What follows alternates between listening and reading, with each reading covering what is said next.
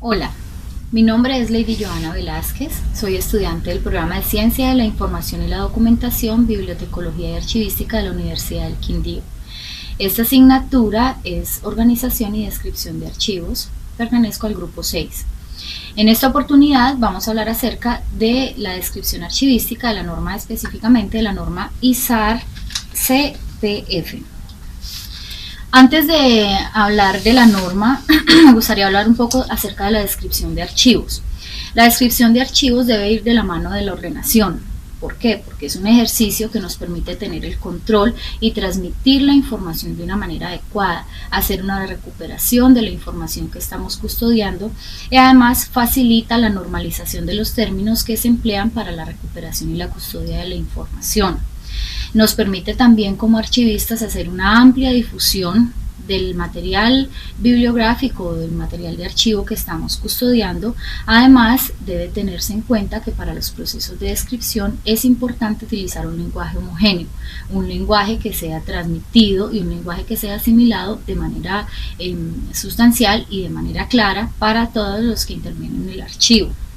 La descripción tiene tres objetivos: dar información a los usuarios, facilitar el control del archivista o de la persona que presta el servicio de consulta o difusión de la información y conservar la información de manera estructurada y decidida.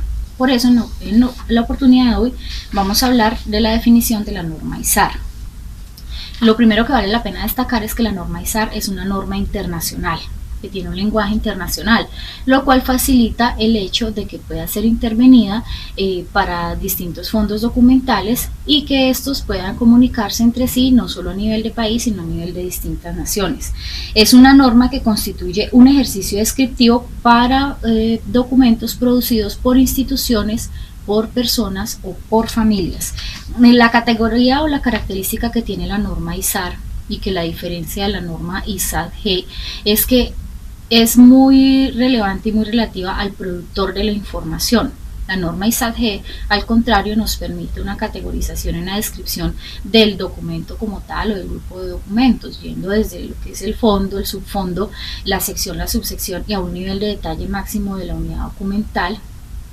En cambio, la norma ISAR-G va dirigida y encaminada directamente a los productores de la información, que, como lo dijimos, puede ser una institución, una persona o una familia.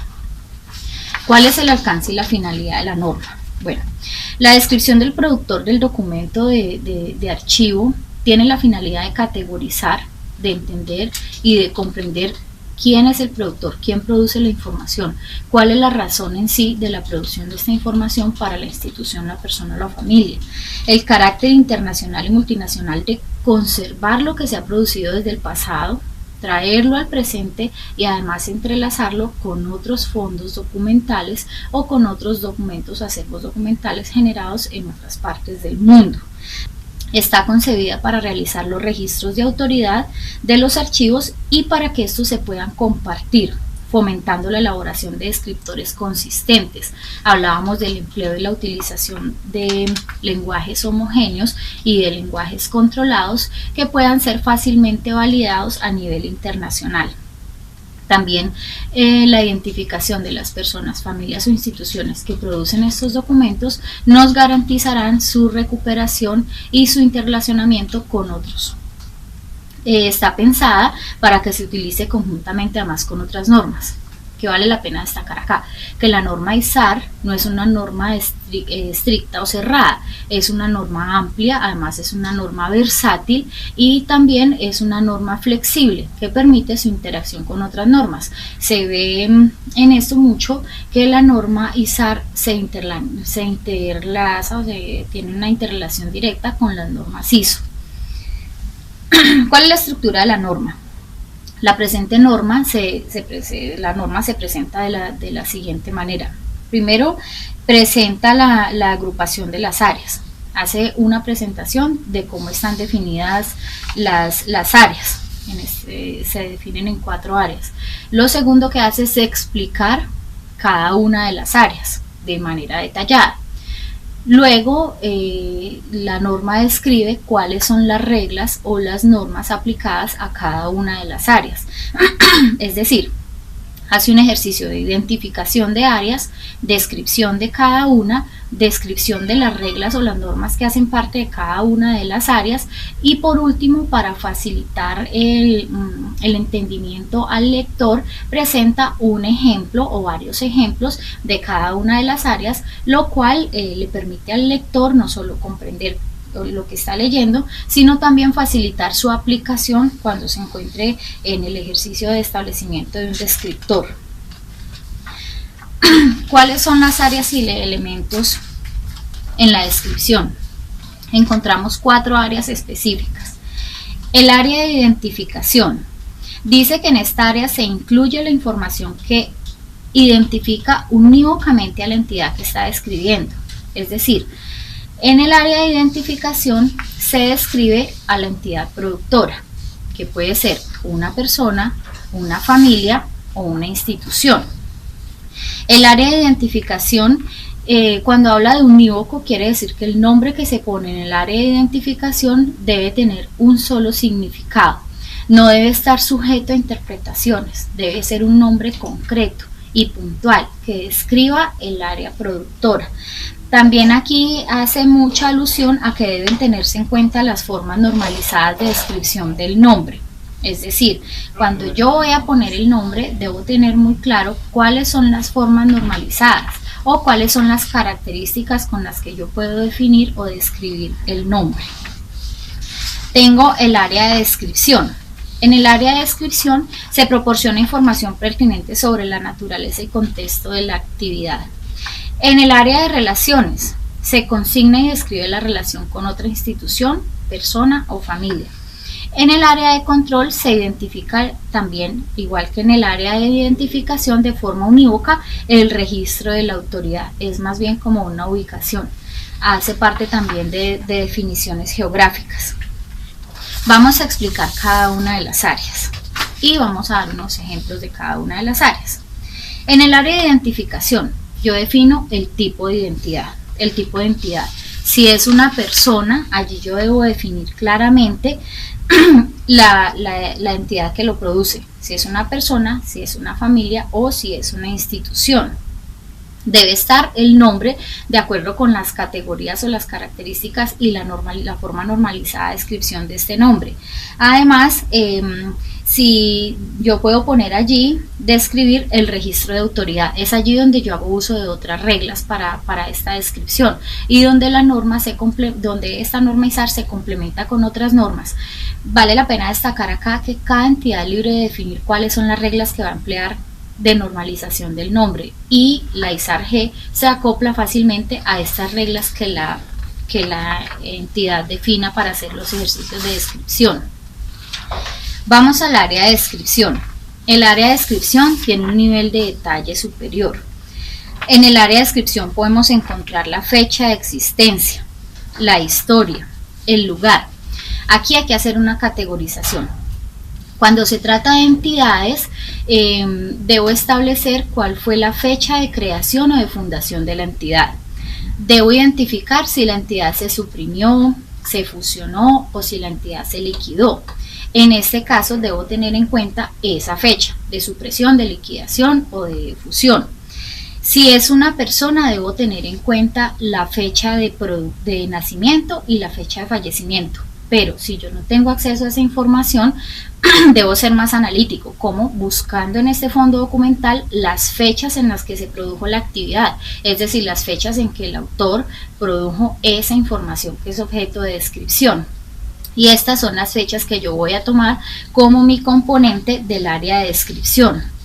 Adicionalmente, yo también debo tener en cuenta si la persona o la familia que estoy describiendo cuándo se estableció, cuándo se fundó, o si es una persona, tener en cuenta las fechas de producción documental.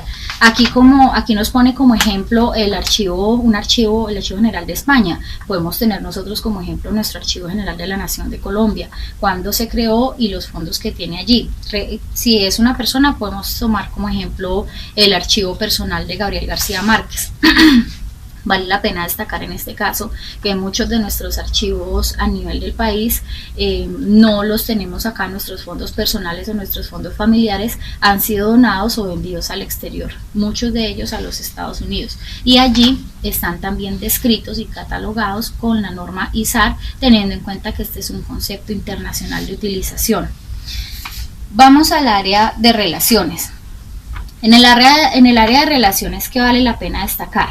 En el área de relaciones vamos a tener en cuenta con quién se relaciona este grupo, este fondo documental que estamos interviniendo. Es decir, si es de una institución, qué entidades o qué otras instituciones han aportado documentos a este grupo documental. Si es de una persona, con quién tuvo relación. Hay que tener claro también no solo el identificador de la autoridad, sino el identificador de la fecha de la relación y el tipo de relación. Es decir, para cada caso específico yo debo relacionar a un nivel de detalle muy superior cuál es el tipo de relación que tuvo la persona, la institución o la familia con el otro organismo productor.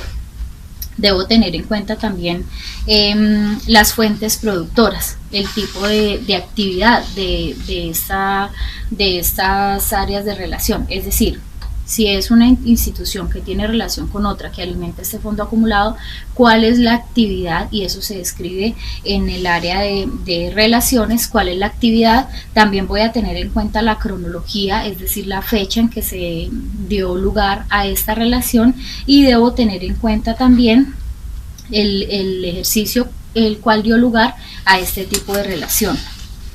Por último, en el componente de descripción de la norma ISAR-G voy a revisar el área de control. En el área de control tenemos las notas de mantenimiento, las fuentes, relación de instituciones y personas con archivos y otros recursos, identificación de títulos con recursos relacionados, tipos de recurso, naturaleza de las relaciones y fechas, es decir, aquí hablamos de la cronología. En el área de control también se debe identificar la ubicación. También debemos tener presente si la relación se da a nivel nacional o a nivel internacional. Cuando yo tengo una relación o una ubicación externa a otro país, yo debo mirar los ejemplos de notación de los países. Debo tener en cuenta que la norma, al ser internacional, tiene que tener una interrelación directa con los procesos de descripción de otras entidades por fuera del país. Antes de que se haga un tránsito, antes de que se haga una recolección de un fondo de otra entidad o de otra familia, debe revisarse la descripción y la catalogación, lo que nos permite tener un concepto homogéneo de unificación del archivo.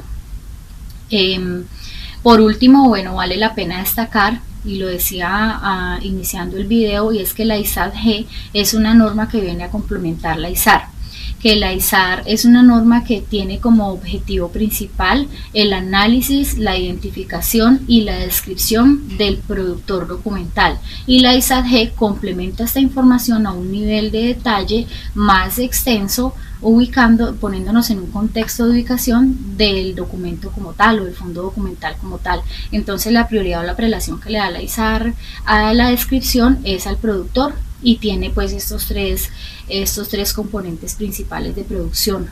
Muchas gracias, espero haya sido clara la explicación. Hasta luego, gracias.